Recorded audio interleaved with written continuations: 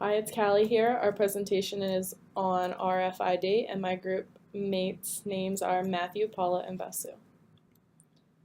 In this slide, I'm going to explain to you what radio frequency identification is. It's a technology where digital data encoded in RFID processes information either on a tag or a smart label, and it's captured by a certain processor that is then captured by radio waves. We use this on college campuses, as well as in workplaces and in manufacturing industries. Now to talk about where we actually use RFID. We use it when we purchase things in our credit cards with the chip. We also use it when we go to use our cars by locking and unlocking our car, as well as when we go to work in our company badges when we enter and leave the premises.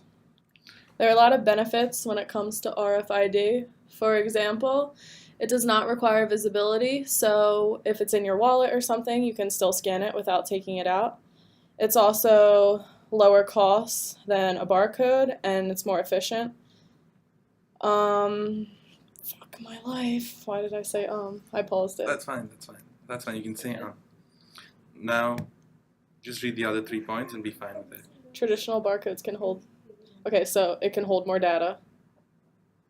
No, traditional barcodes can hold limited data, whereas RFIDs can hold much larger amounts. So it can hold larger amounts of data. You don't need it to be connected to backend database. Back end. We have to change that. That's fine. Yeah, we can change it. Yeah. Some negative aspects of RFIDs are that they allow for greater traceability than barcodes, so managing security and data can be an issue. Also, there are no real standards for RFIDs, so if you go to a different country, it would make it hard to implement some of the RFID standards across the globe. As well as RFID tags are much more expensive in comparison to a regular barcode label, as well as upgrading the equipment costs a lot more money than regular barcodes. Now to move on to input, output, and transform data. Input data is your raw data, so it's your personal information, your access points, and your clearance, as well as it could be your employee identification numbers and employee information. While your output data are 2 options, your first option being incomplete or wrong data, and your second option, which is valid data. Then you have transform data, which is data cleansing. Okay, so I would say just add one more point on this slide. Okay. Just say, for example, if you walk into Libo at 6 p.m., I'm just saying if you walk into Libo at 6 p.m., your Dragon card allows you.